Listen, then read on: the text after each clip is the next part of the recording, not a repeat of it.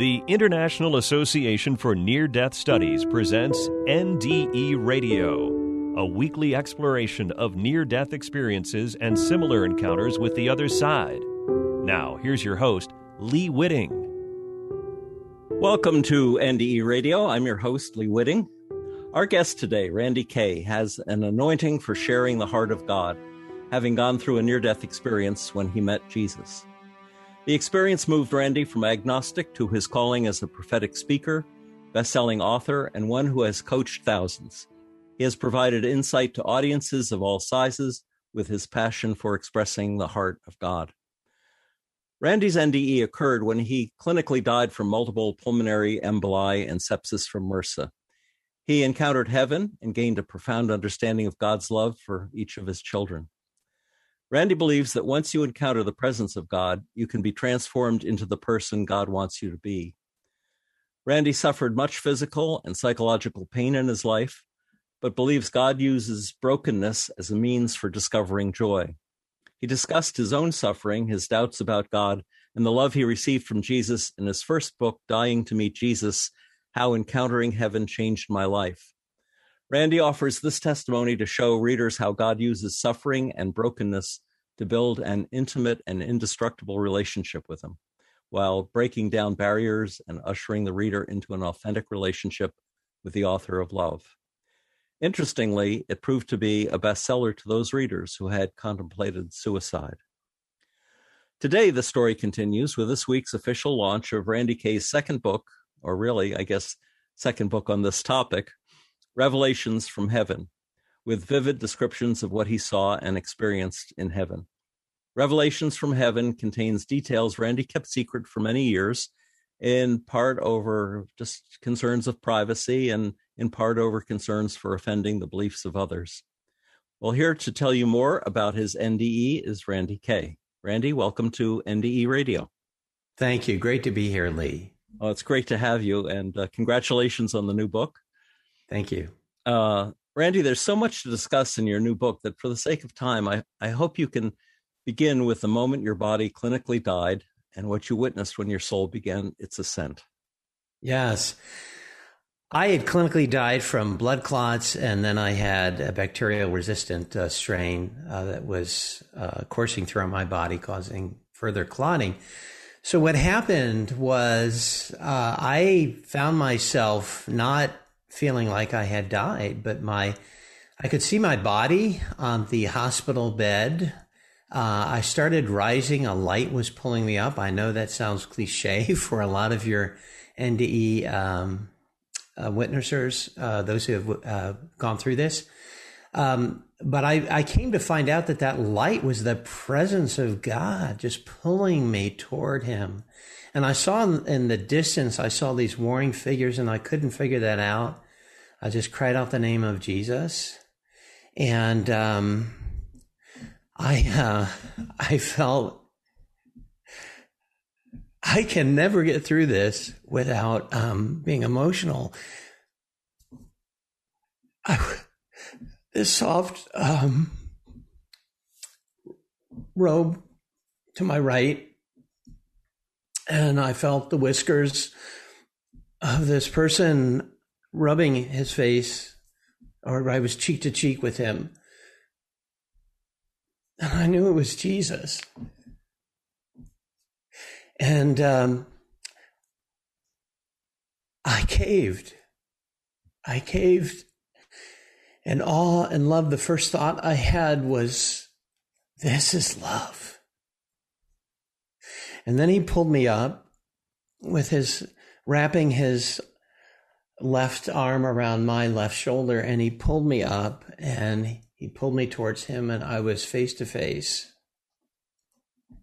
And I was looking into the eyes of love. And they tunneled into every dark place within me, illuminating that with the light, his light. And he said these words to me. He said, trust me. Trust me. I had never, Lee, been a trusting person in my life. I had always been a prove it kind of person. As you mentioned, I'd been an agnostic. I was not just an agnostic. I did not like anyone of any religion, and foremost Christians who were trying to proselytize me. And I saw into the eyes of love, and he revealed to me a number of things in my life.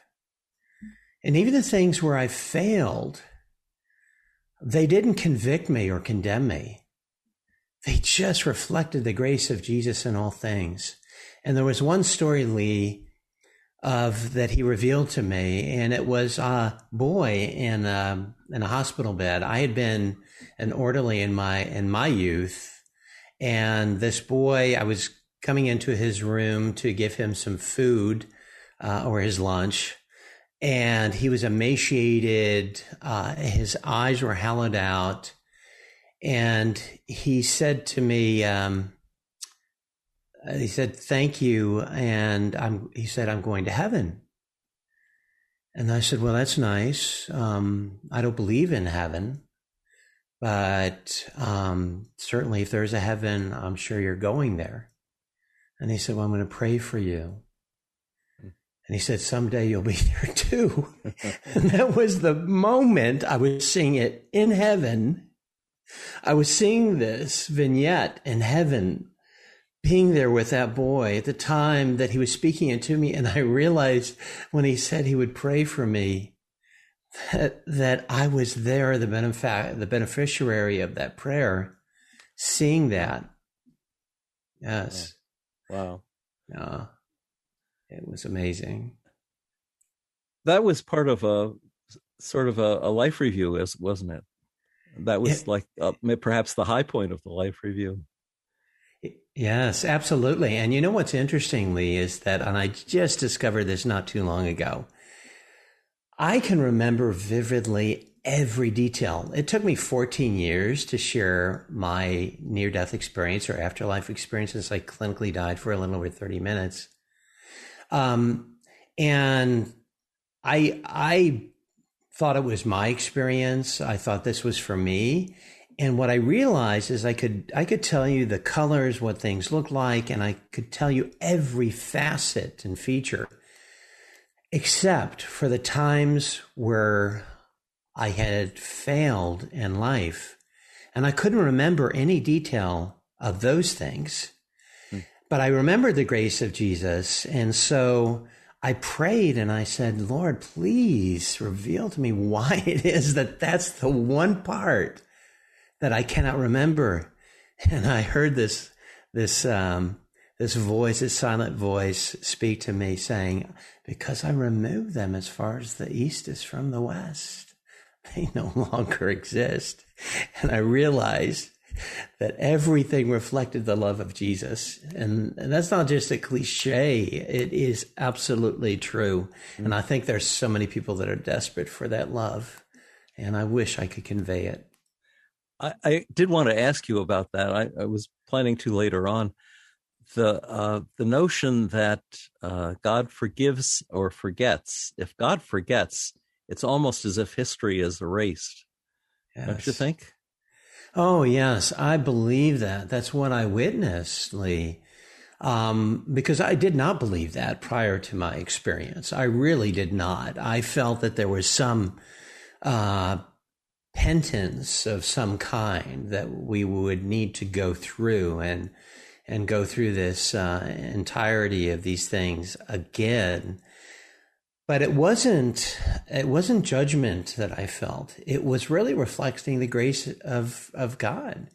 You know, the grace of God was so magnanimous that it covered a multitude of the things, the failures that I had in life. And I realized that grace in the fullness of what it was. But then I realized that it was because of the person of love. So I had known, and all of us know love typically is an emotion or an action or something of that kind. But I had not realized consummate love, that is the personhood of love, until I was in heaven. And that personhood of love, it's overwhelming. Powerful. Let's tell us a little, as you were ascending, you'd mentioned it briefly, but in the book you talk about gangly and gray giants lifting swords, and were they battling angels? Describe what you saw in that ascension. I never really fully, and I still don't fully understand what those were, these warring figures, these demons, and what are angels, and battling for my soul or what have you. I think one might say they were my inner demons. One might say they were my outer demons and the angelic influences over my life. But there was certainly conflict going on, in battle and a warring.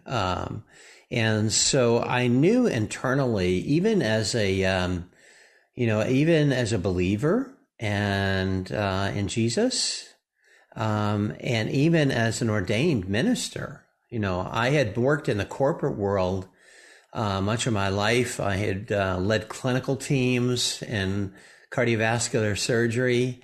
So that was my background. But even so, I remained somewhat conflicted. And there was an evening where I just cried out to the wall. I just gotten back from a conference in DC to announce an essential virtual cure for Alzheimer's, and the FDA withdrew the approval of that drug. And then I was a biotech CEO, and then I had to raise $70 million for that and invested much of my money. I was at a point of desperation, mostly because my daughter had suffered from many strokes. And I just cried out to the wall and I said, God, I feel abandoned. I feel like you've got to show up. I want to see you. I want to see you. I want to see you with my eyes. And I halfway expected him to show up in that room. And then with my wife, later, we were in the coffee shop and I said, we lost just about everything except our health. And 2 weeks later, I was dead. Mm. And so that was the God that I insisted show up. And later, after all of this was said and done, I prayed again and I said, Lord, why did you allow me to go through this and through so many things that I witnessed in heaven? And the answer I kept getting back was, well, you wanted me to show up. And I think it was. So I killed you. well, I don't think God killed me. I think I really, I went through this, and I think really again it spoke to the grace of God. Even then, it was the grace of God giving me the desires of my heart to see Him and to realize Him in heaven in ways that I could possibly never understand in the physical realm. Yeah.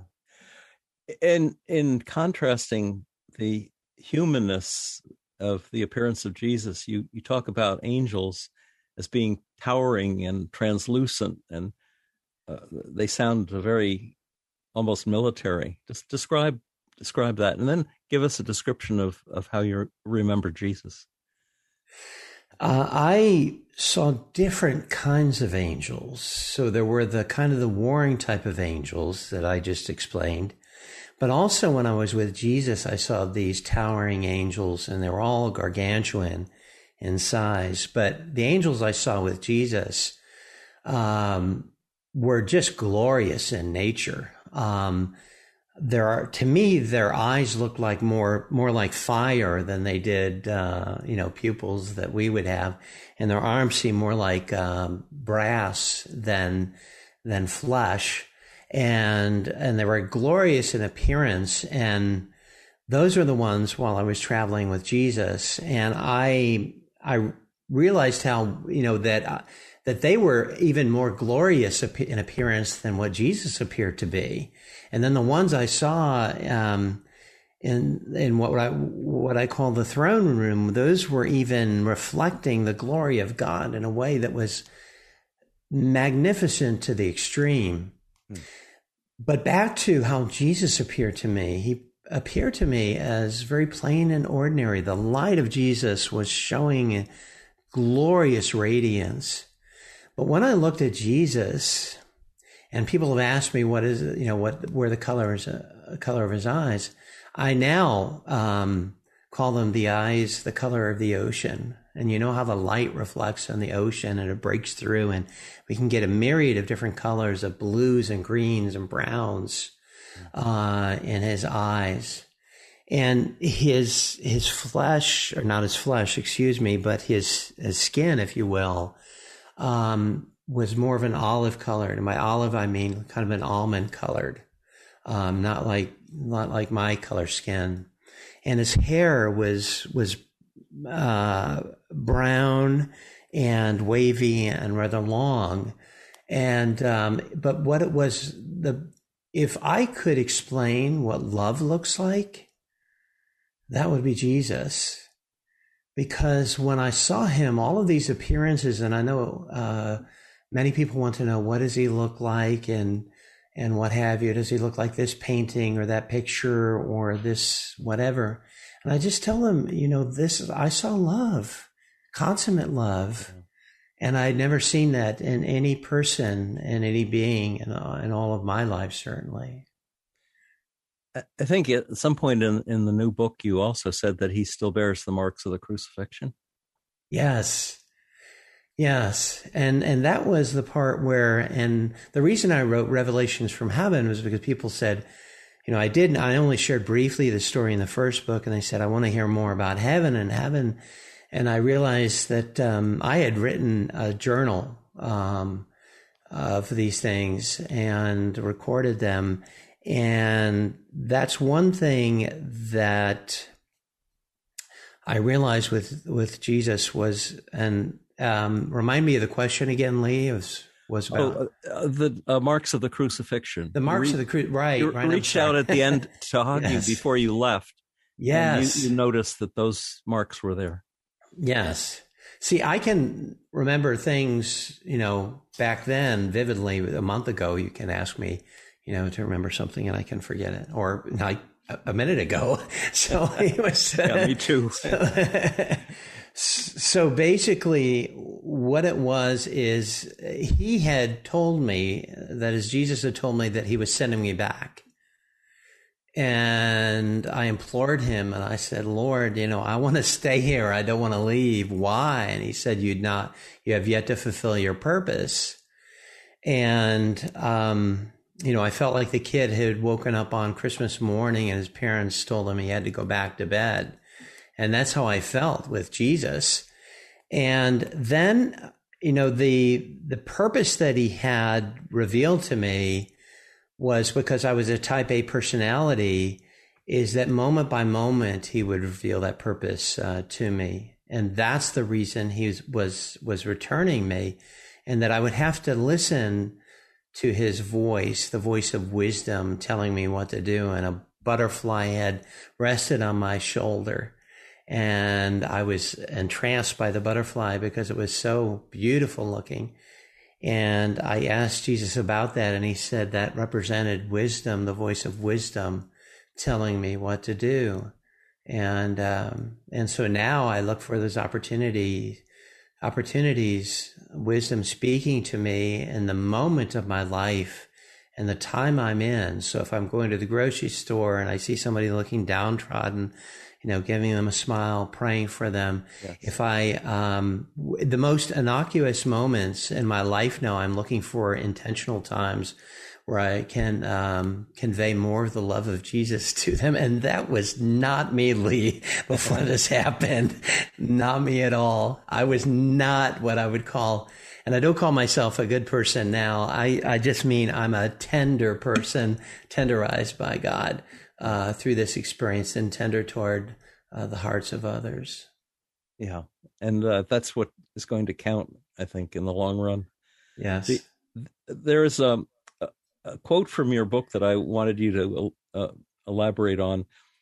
My greatest challenge in describing experiences in heaven arose when Jesus formed impressions into visions that I perceived in my spirit as the materialization of his truth.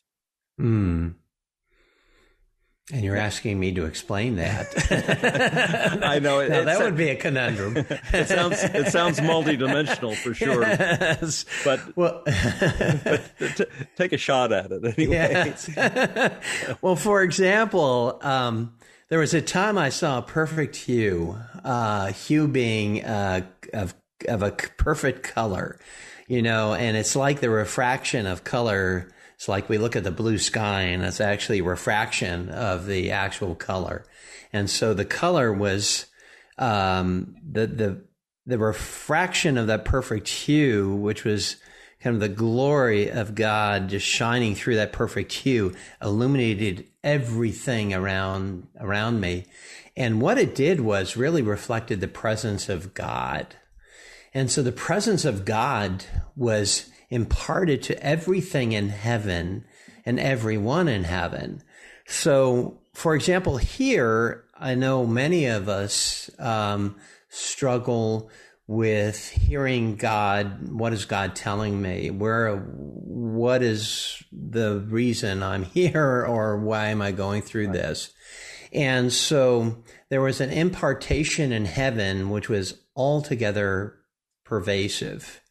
And for example, what that means in terms of the interpreting that from appearance to what it actually imparts was an ethereal expression that was the mind of God, the mind of Jesus, who was speaking things as they were and speaking things as they should be.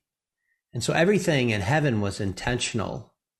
So I saw people now, and, the questions arise, okay, it's not a walk in the clouds. It's nothing like that. It's going to be boring because it's all of eternity. Everyone was working intentionally, bringing forth I felt like, Lee, I had written, for magazines and what have you. I'd studied that at Northwestern University, writing that is. And I felt like my favorite poet is Robert Browning. And I felt like I could write like Robert Browning, as strange as that seems. I felt like the Revelations from Heaven was authored in heaven and imparted here, as strange as that may seem, because it came so fluidly. And I believe that the God's Spirit was just, authoring these things, which are illuminating these and elucidating these things, which are very ethereal, but they're very practical in application. And everything spoke that way. And even my vision of things was almost telescopic in a way. My body was seeing the vistas and the mountains and the river flowing from Jesus. And then at the same time, I could see the veins in a leaf. And everything spoke intentionality as to what that was about, because nothing was just happenstance. Everything spoke of a reason. It's kind of like, you're sitting there and staring at the sky, and all of a sudden, bang, an aha moment, and there's a revelation. But everything in heaven was a revelation, and everything spoke the glory and nature of God. What you were just talking about took me to another quote that I was going to ask you about. I think you've actually already explained it. Thinking with the spirit mind compels us to speak the language of heaven, which speaks of the love we gain from being the offshoot of love itself. And then the language of heaven always speaks with perpetual love, and it is only heard through the guileless filters of our spirit. Yes. I thought that was beautiful. Jesus took you for a walk through heaven. Tell us what you saw. He never left my side.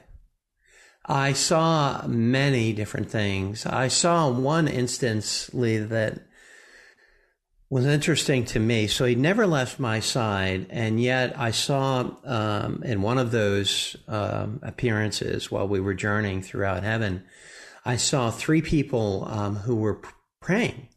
I saw a woman with long, straight hair. I saw a man with kinky hair. I saw another man with a goatee, and they were holding each other's hands. And Jesus was by my side, and he was also with them in the middle of that.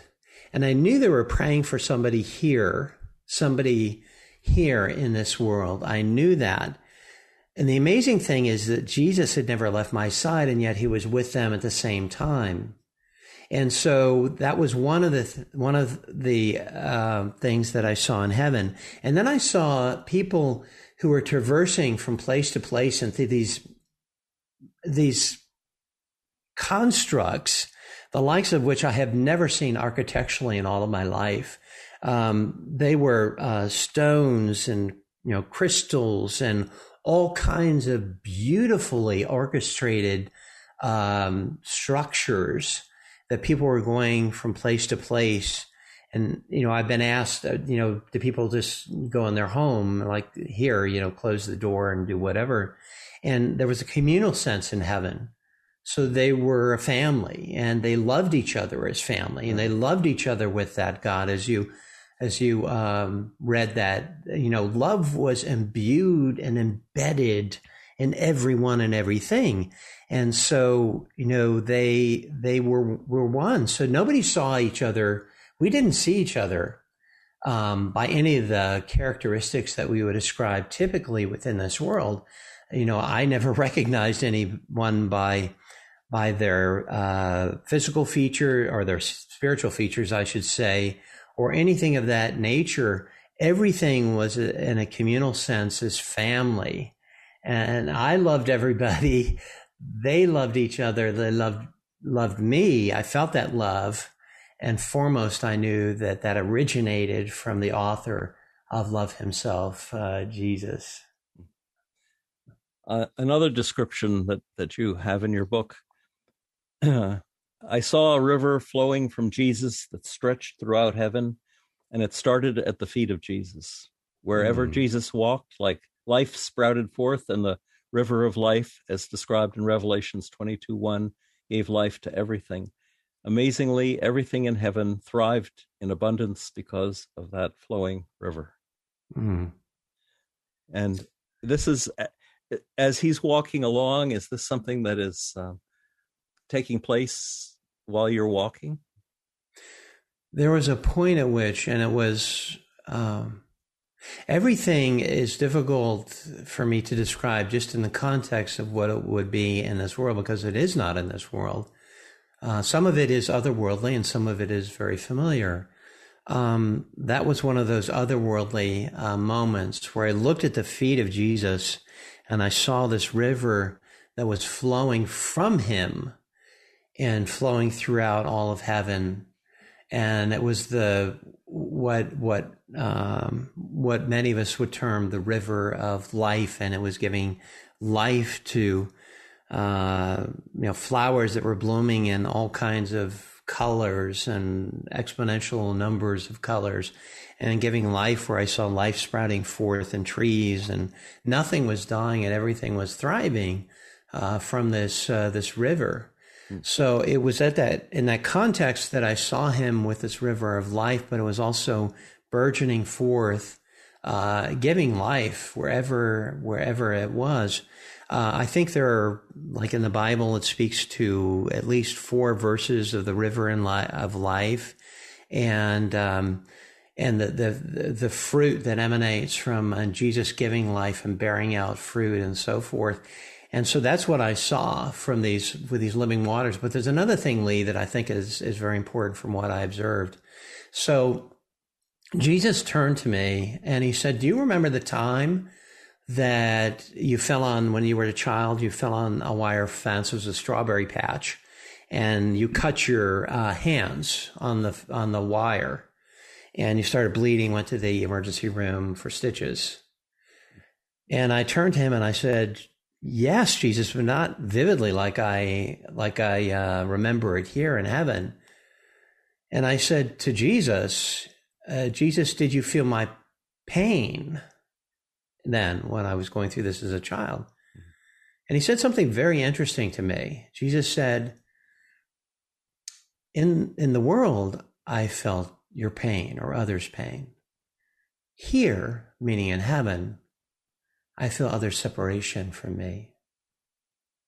And it spoke to me, and to this very day, that all kinds of sorrows and grief and suffering was rooted in separation from God, and that our separation from God was the source of that. And then he did something that relates to that river of life that was very profound for me. And he showed me, and it was, these were bottles, and I know this sounds very strange, that were filled with this clear liquid. And he said to me, I have saved your tears in this bottle. And he was holding one of the bottles. And he poured those tears into the water. And there was just a lifting habit. And all of those tears had been redeemed for joy in these living waters that came from Jesus, had been enjoined with the life that emanated from Jesus. And I felt cleansed. I felt like I drank kind of a spiritual water when I was thirsty, and this was a spiritual quenching of my thirst. And it was a invigorating, wonderful relief and lifting and revival in my spirit. I just, I learned such a tremendous lesson from that moment with Jesus. Let me ask a less evocative question. People have asked you, were there animals in heaven? Tell us. Well, thanks for asking a less evocative question. As though any of these are not evocative in some way, because they certainly challenge, I think, and you've heard so many of these, Lee, but that's one of the most common questions, actually, I think, probably that you've heard, and I saw all kinds of animals in heaven. I saw predators and prey creatures that were together. The lions were more of a familiar and also a gentle type. So I saw all kinds of these things before me, but there was one very poignant moment that happened with me, because I know what people want to know if their pets are going to heaven, and I know what that's like because I've lost my furry loved ones. So I had a boyhood dog whose name was Casey, and I was bullied when I was a boy. I was overweight, very much overweight, and so I was called names in school.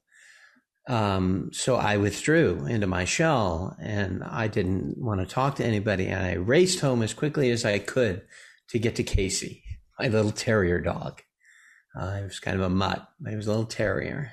And he would jump on me and lick my face. And all of a sudden, the cares of the world just evaporated. And little Casey just knew, when my tears that I wasn't shedding for anyone else except in the presence of Casey. And he just licked me and licked me. So here I was in heaven. And Jesus turned my attention in front of me. Little Casey was jumping up and down. Oh. And I knew he gave me the desires of my heart. And my little dog Casey. And I expect to see him again in heaven. The answer to that question is yes. Wow. There was a scene where you saw, I guess, children playing with an unusual animal, something that you couldn't identify. And I thought, if animals do live on in heaven, that probably even prehistoric or extinct animals would be represented there too. Yes, I had not recognized some of these animals, these creatures. Everyone had a familiarity with the ones who were with them. In other words, there wasn't any threatening presence with any of them. And there was that period of time when I looked at them. There were like long flowing linens, beautiful linens, white linens that were flowing down and creating this floor, soft floor with those linens, and children frolicking about and playing and with all kinds of creatures and animals. And there was a pure joy within them, because everything in heaven emanated that same joy, including the animals that were there. And that's when I saw this. And I know a lot of people have gone through these questions or lost a child, perhaps a loved one, and they say, the purpose was so much unfulfilled purpose. They never got to grow up. But I had this sense in heaven that their impression here in this world was not only lasting in this world, but also it was being fulfilled into eternity in heaven. So there was no remorse, nothing of that nature. And I had a friend of mine. May I share this, Lee, with a friend of mine who came up and lost his daughter? The story? Oh, of course. Yes, of course. So a friend of mine came up and he said, he had lost his daughter. And he said, I had this wonderful dream. He said, I saw my daughter frolicking in the field, in a field of flowers. And it was beautiful. And I was comforted. I was actually joyful in seeing this in my dream. And so it struck me. And so I said to my friend, whose name is Joe, I said, Joe, you got a postcard from heaven. I said, I believe your daughter was there with Jesus in this beautiful field of flowers, as I could, detail what I witnessed. And I believe your daughter may have said to Jesus, I'd like to tell my dad, send him a dream. Just tell him, I'm having a wonderful time and I love him. And so I believe he had that impartation from heaven.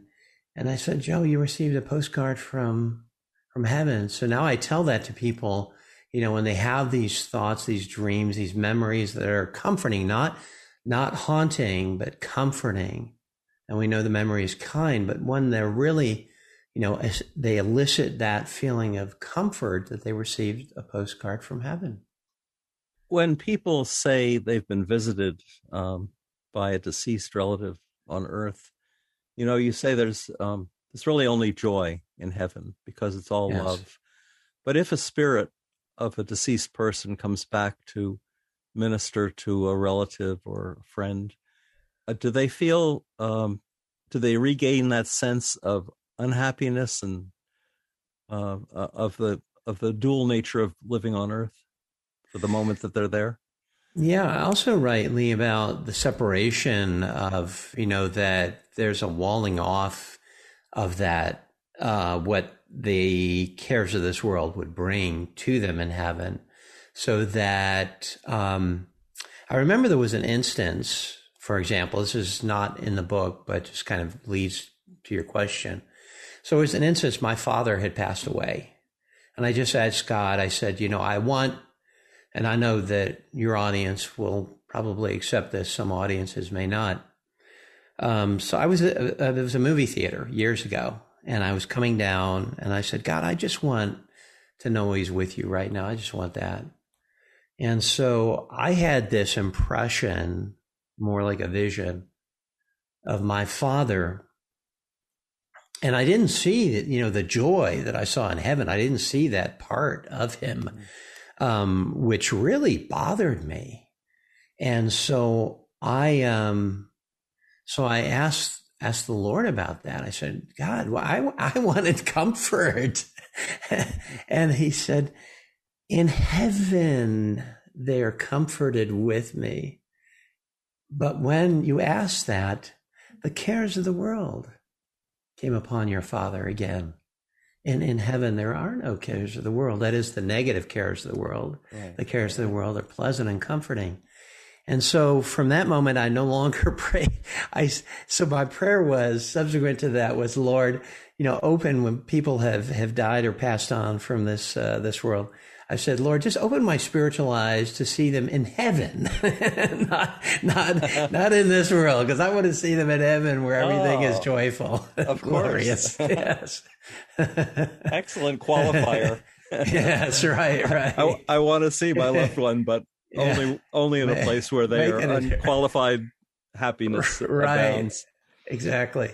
Through your book, you have a series of revelations, and one of them, Revelation number 13, a life is never wasted. Even the young in heaven have a lasting legacy that still lingers in this world. We'll talk about that a little. Yes. It's ironic that it would be number 13, isn't it? Because I wrote that actually because a friend of mine had just lost his son. His young son, teenage son, was a good Samaritan. And so he saw a crime happen. And he went out after it checked to see if the person was okay. And then he ended up being shot and he died. And so I wrote that because I was struggling with this question, Lee, for my friend, and I wanted to give him an answer. And there's that saying that the good die young. Yes. And there was an innocence and quality, and there's a begging of the question, why? Because, these young people have their life ahead of them, but no life was wasted. And so the Lord was speaking to me of an experience that I had in heaven, one related to those children frolicking about. But there was an intentionality about heaven where everyone was doing what they were what they were constructed to do, what they were, how they lived, how their talents, their giftings, all of those things that they were doing in the world were extended into heaven, and they were continuing in a magnified way. So I saw artists who were creating pieces of art that were absolutely, and not just figuratively, but literally out of this world. And I saw people who were teaching and doing things where they were able to teach more profoundly and more insightfully than ever before. And I realized that my friend's son, who had died, was still continuing that journey and that purpose, and now it was in heaven. And I told him about this, and I said, the conundrum is in this life is that we have this limited vantage point, and we think life ends at the point of someone dies. And so when a young person dies, it limits us to thinking that's it, case closed, life over. And that's clearly not the case. But what it is the relationship we have with them here in this world, like the day to day, calling them on the cell phone or whatever. That part, yes. But the part that they have in continuing that purpose in heaven is into eternity. So it never ends, and it grows, and it's actually exponentially more accentuated there than it is here. And here's another thing, Lee, I just wanted to mention. So, and this, having been a chaplain, that, I never understood the verse, 1,000 days is as a 1,000 years is as a day, and days is 1,000 years, right? Until I was just meditating on this. So that child, and so I was praying for something for my friend. That child who is in heaven is going to see his parent in like a day or 15 minutes or whatever it is in his context. For the parent, it's like an eternity, a lifetime, right? It's going to be, it seems like forever. I'm not going to see that person until the day I die. And that's going to be a long time from the perspective of heaven, because there is no time or space. That perspective is I'm going to be seeing my mom, my dad, my loved one, whomever, like I'm waiting for them right now. They'll be there any minute, and that's a conceptual difference, unlimited by time or space in heaven, that I think is not understood here on earth, because we are so confined by our own limited expectations and by time and space and all the understandings or knowledge that we understand. Whereas in heaven, everything is as it is, and truth is as it is, and there's nothing really that prevents the things we think are limited from being fully realized in heaven. Time is a very interesting question. In heaven, I assume everything is a variation on now, whereas we are stuck in, plodding along in one direction, time-wise. And God, of course, can jump back and forth. If he can go back and erase a sin that he's forgiven, take it right out of the record, then yes, he can move backwards and forwards. And I don't know how much freedom a deceased person has, but if that child is waiting to see a parent, it doesn't really have to wait till they die, because he can be there. If he can jump into the now of 2 years from now, for example. Yeah. Well, relationship doesn't end in heaven. Relationship, we think, ends except in memories or looking through a photo album or whatever. But relationship in heaven is continuous. So that relationship, we think, okay, there's this wall, there's this and them. But the relationship in heaven, people ask, is there, do they know, do they remember and all of that? Certainly know, certainly remember, but it's the pleasant memories, because these were the ones that assuage and don't cause consternation. Here, we seem to be haunted all too often with regret and with remorse and loss and grief. And those things stick with us, and they become an imprint on our soul, so that we live with those things. I've lost my loved one forever. That piece of me is gone. Whereas in heaven, of course, the attitude is reflective of Jesus, where that is not the case whatsoever. I think that the overriding learning that I discovered through my time with Jesus was that Jesus wants to fill that void. Jesus wants us to know that he is with us always. And he said as much. He said, I will never leave you or forsake you. And remembering back, the first two words from Jesus to me were, trust me, because he knew when I came back, I would need to be reminded of those words in my life here. And that is that the presence, if we truly trust him, we trust him at his word, which is to say he's with us now. So what does that mean?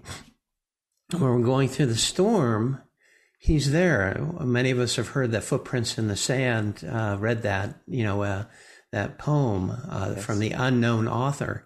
He lifts us. He's with us. He weeps with us. He goes through these. He walked this earth. He knows what it means to even go through the most severe trials, knowing that he was the fullness of who he was and said he was. However, at the same time, he empathizes with us in a way that nobody else can. He knows all about us. He knows the hairs on our head, or we're on our head. He knows every facet of us, and he never wants to leave us. And I think if that's the impression I can leave with Jesus, he wants to be with us. He wants to be with us. He just said, and I keep hearing this, hey, I'm here. Talk to me, be with me. In your book, though, you mentioned, not that you saw any evidence of hell, but you had met a teen at a teen conference who did have a vision of hell. And, and in your book, I think you say, hell is where God is not. Yes. Tell us about that vision that he described to you. This was a gang member. I worked at Teen Challenge, which is a center for those suffering from drug addiction. And he was a gang member. He had the teardrops, signifying how many people he had killed. And so he had recounted to me his experience, and it was really dark, place, and almost describing monsters and things of that sort. And I've heard people describe these things before, others maybe that you've had on the show.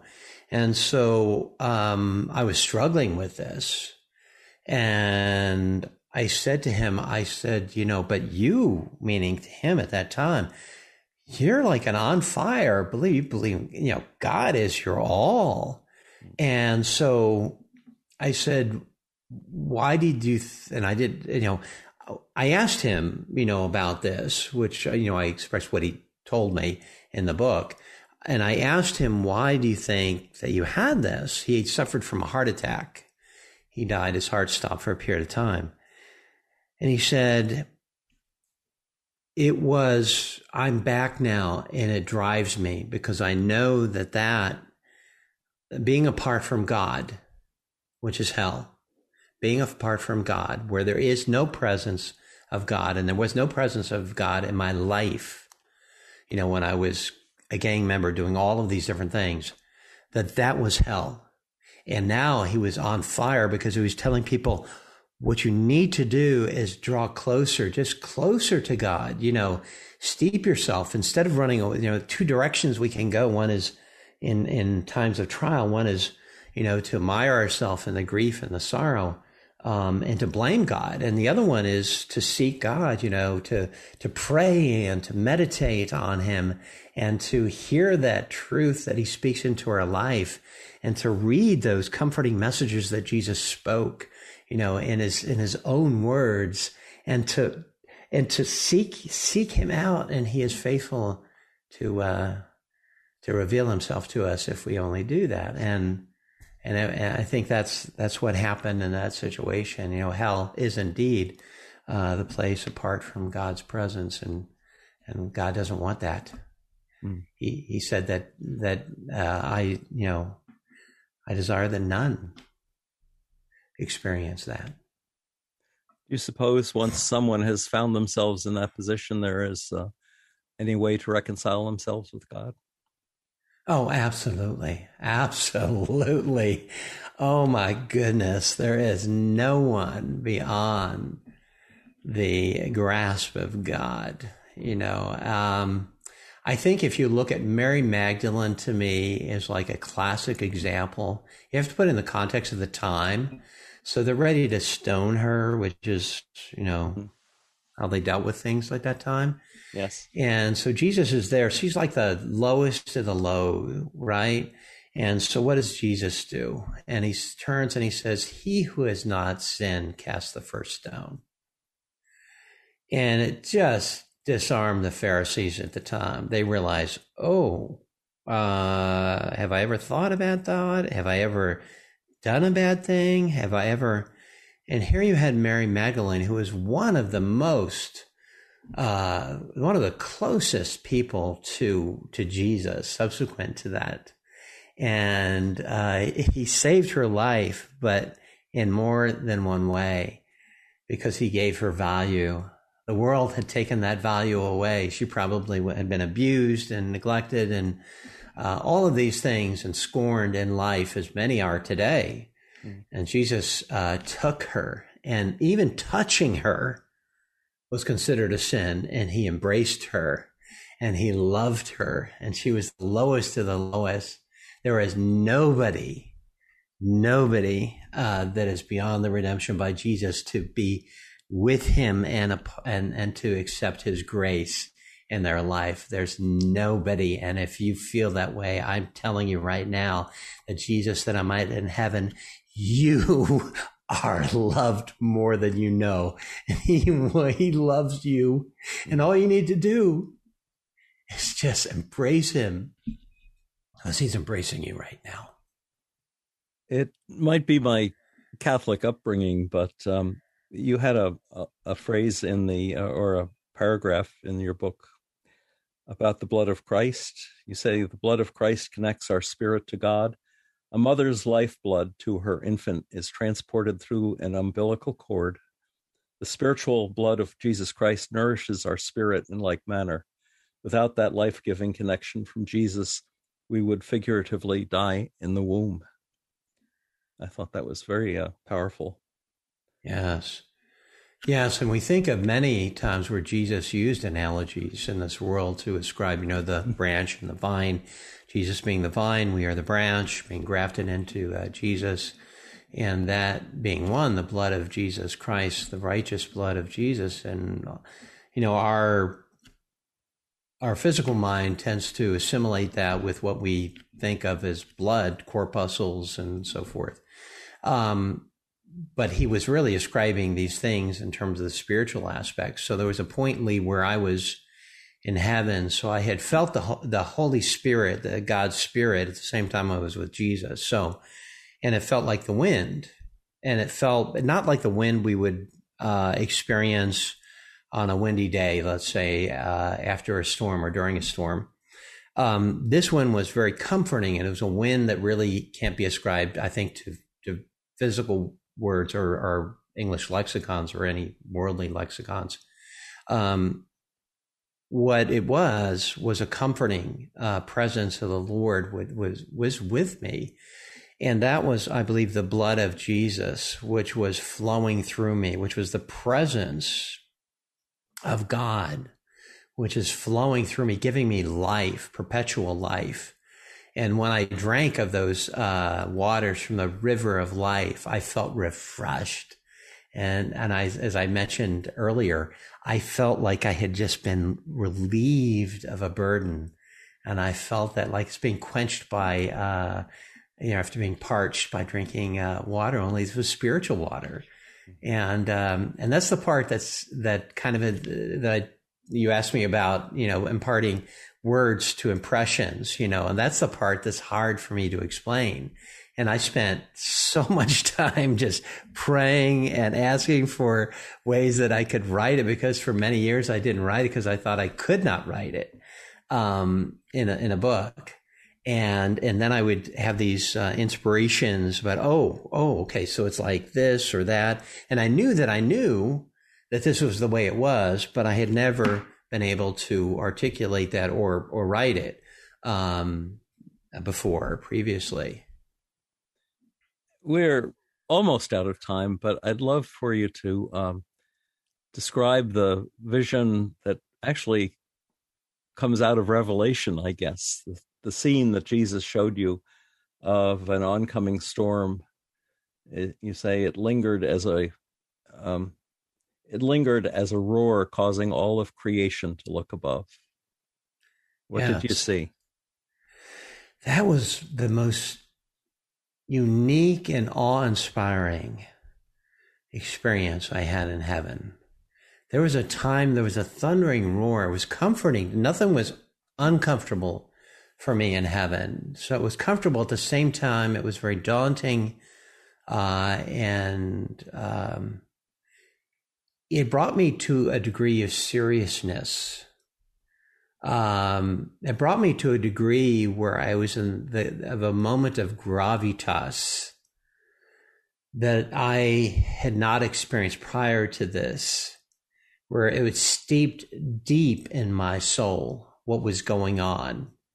And this was God taking on this when I saw with my spiritual eyes the power and the might and the authority of God, the authority of Jesus, which was there with me.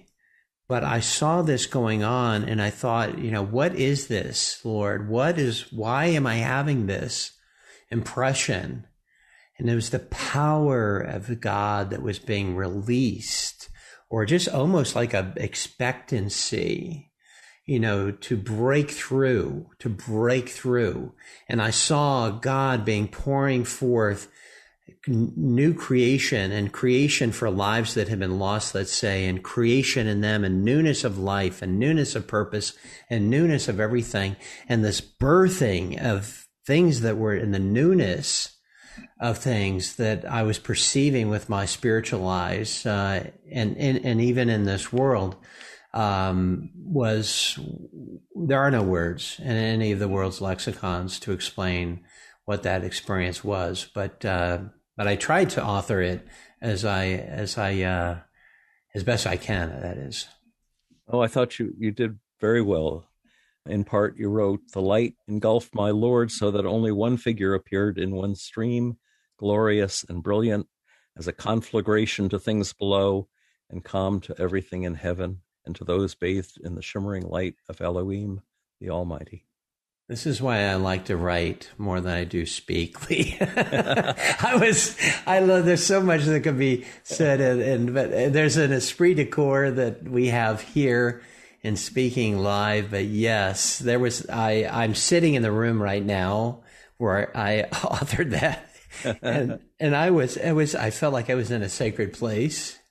Yeah. And I felt like I would read back like the words that you read, and I said, "Really? Did that come from yours truly?" It was like, I can't write that way. And so, yes, it was beyond me. And then I realized at those times, I said, that I can't write like this. I can't author like this. And then I realized the Lord was speaking forth, well, yes, but I can author those through you.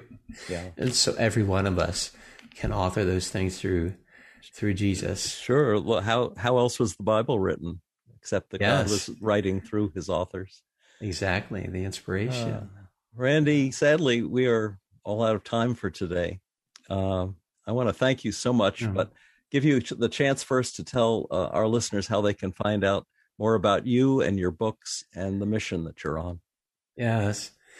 Thank you for that, Lee. So the book recently released, Revelations from Heaven. You can find it on all the major outlets. It's got this white space, so I don't know if you can see. It's like there is a light coming through it. But anyway, you can go to my site, which is randyk.org. The ministry evolved out of a time where I was getting just lots of messages from people.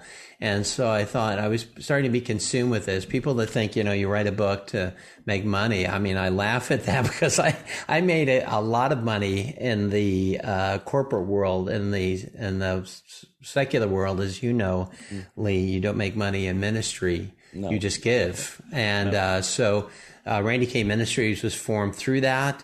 To bring hope and the love of Jesus to those in desperate need at these times. So randyk.org, and of course, Revelations from Heaven.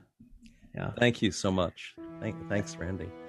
Thank you. If listeners would like to hear this show again or any of our more than 400 archived NDE interviews, go to TalkZone's NDE Radio site and hit the Past Shows button, or subscribe to our YouTube channel, NDE Radio with Lee Witting, where you can listen and comment on the complete NDE Radio library. And be sure to like, follow, and share on our new NDE Radio Facebook page, and discover our Facebook group and links to our YouTube channel from there while you're there. Just search NDE Radio with Lee Witting on your Facebook app or with your desktop or mobile device. And listen again next Monday, 11 a.m. Eastern at TalkZone for more NDE Radio. I'm your host, Lee Witting, saying thanks for listening.